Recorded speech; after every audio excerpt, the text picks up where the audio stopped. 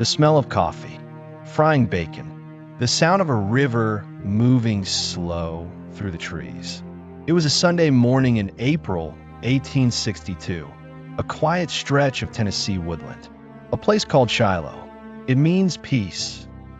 In just 2 days, more Americans would fall here than in the Revolutionary War, the War of 1812, and the Mexican-American War combined.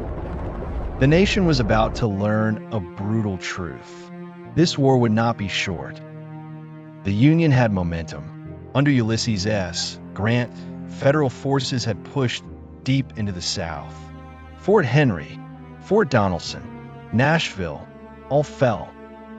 Now Grant turned his eyes toward Corinth, one of the most critical railroad junctions in the Confederacy. If it fell, the South couldn't move men, couldn't move guns, couldn't move food. Grant moved his army to Pittsburgh Landing along the Tennessee River. He was waiting for reinforcements. He believed he had time. He didn't.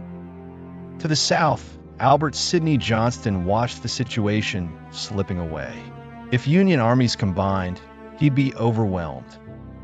So he made a decision. Attack first. He marched his army north through rain-soaked roads turned to mud. Progress was agonizing. Confusion spread through the ranks. Some officers thought the element of surprise was already lost. But Johnston pressed on. The plan was simple. Catch Grant before help arrived. Hit him hard. Break him completely. April 6th, soldiers were still waking up. Some smelling that coffee, feeling the warmth of a fire. When the woods exploded, Confederate troops poured out of the mist. The rebel yell split the air. The Union line didn't shatter. It vaporized. Men scrambled for weapons. Officers screamed over the roar. What began as confusion became chaos, and chaos became slaughter. The fighting surged toward a small log church, Shiloh Church. The place of peace was now the center of the killing ground. Nearby, a pocket of Union soldiers dug in and refused to break. The fire was so relentless, so constant, that men said it sounded like a swarm of hornets passing overhead. They called it the Hornet's nest. For 6 hours, they held, buying time, bleeding, holding. By afternoon, Union forces had been pushed back nearly 2 miles. Behind them, the Tennessee River. There was nowhere left to go. Thousands of men crowded the riverbank, exhausted, some weeping, out of ammunition, out of hope. For the Confederates, victory felt within reach. One more push, and Grant's army would cease to exist. Then history turned on a single wound. General Albert Sidney Johnston, the Confederacy's finest commander, the man Jefferson Davis called irreplaceable, rode forward to lead the final assault. A bullet caught him in the leg. At first, it didn't seem serious. He kept riding. He kept commanding. Then his boot filled with blood. The wound had severed an artery. Within minutes, he was gone.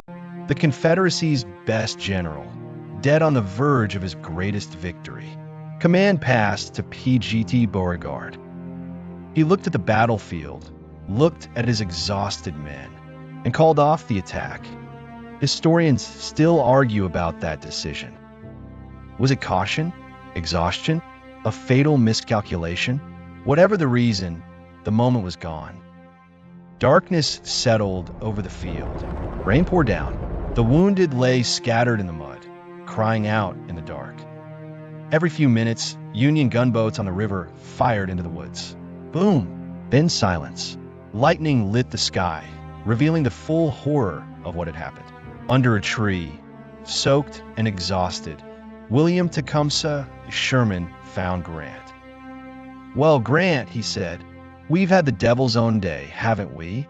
Grant took a slow drag from his cigar. "Yes," he replied. "Lick him tomorrow, though." Through the night, reinforcements arrived. Fresh men, fresh guns, fresh resolve. At dawn on April 7th, Grant attacked. The Confederates, exhausted, low on ammunition, leaderless at the top, had nothing left. Step by step, the Union pushed them back.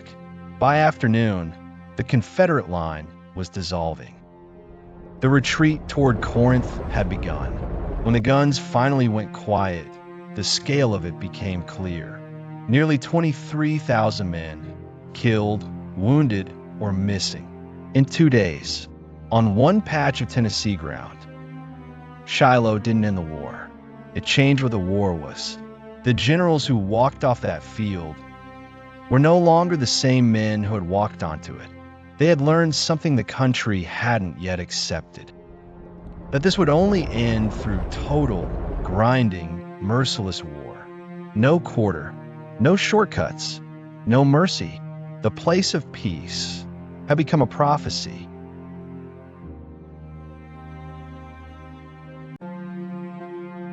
The battle was over. The guns were silent. But in the rotting darkness of the Tennessee woods, the dead and the dying were not alone. Some of the wounded were glowing, a faint blue-green light, rising from open wounds, pulsing softly in the rain. This is the story of what crawled out of the earth at Shiloh and quietly saved lives that had no right to be saved. April 7, 1862. The Confederate army dissolved into the mist toward Corinth. The Union held the field. But there was no cheering, no sense of triumph. The ground looked like the surface of another planet. Trees stripped bare by a hurricane of lead. The air thick with the copper smell of blood and black powder and something worse. The smell of men already starting to decay in the Tennessee heat. And everywhere, the wounded. Nearly 23,000 men. Killed, wounded, or missing. In 2 days. On one patch of ground. The number didn't just shock the country. It broke something in it. Whatever idea of glory this war had carried, Shiloh buried it in the mud. Night fell over the carnage. A cold rain came in, slow and relentless, soaking into the earth, soaking into the men who could not move. There were no field hospitals built for this scale of suffering. No system. No plan. The medical corps was overwhelmed before it began.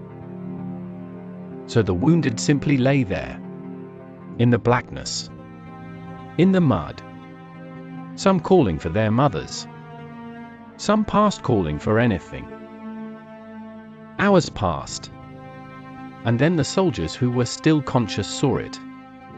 A light, faint at first, easy to dismiss as fever or madness.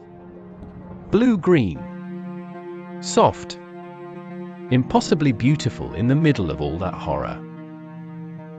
It was coming from the wounds. Open flesh, torn by mini balls and bayonets, was shining in the dark. Like something lit from within.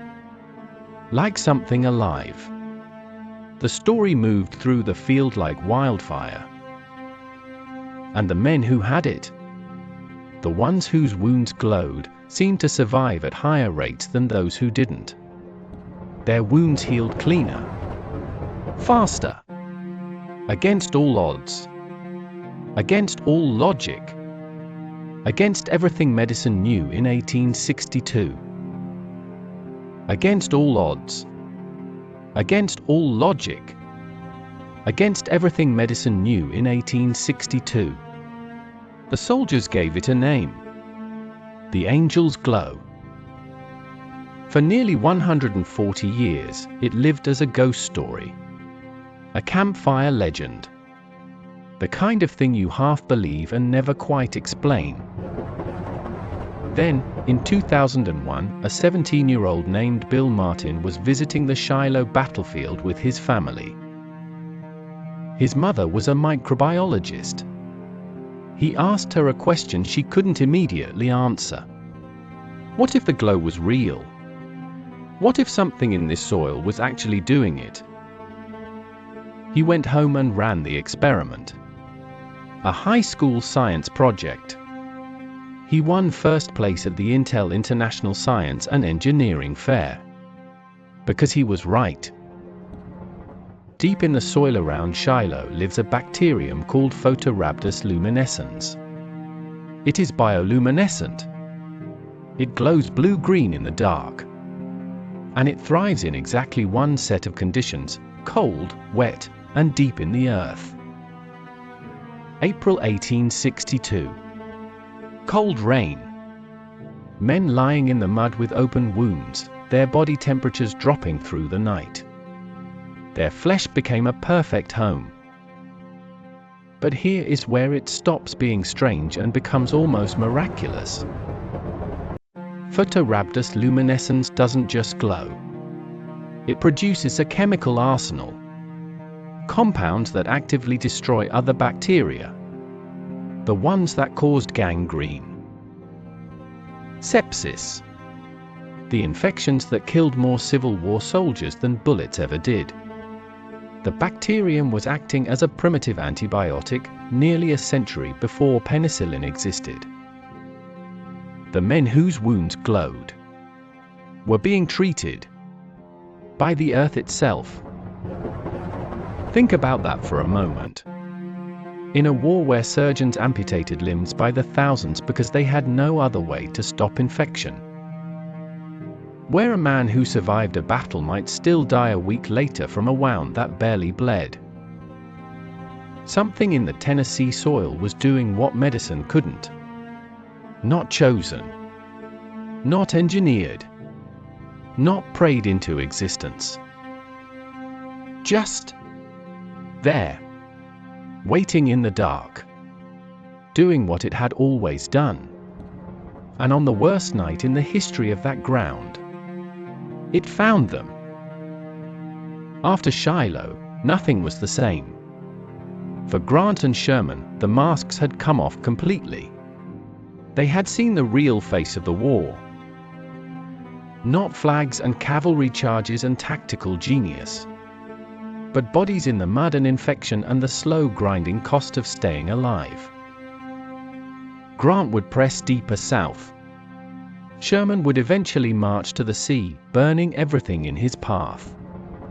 Not out of cruelty, but out of a cold calculation Shiloh had taught him. That mercy prolonged the dying. The war had changed.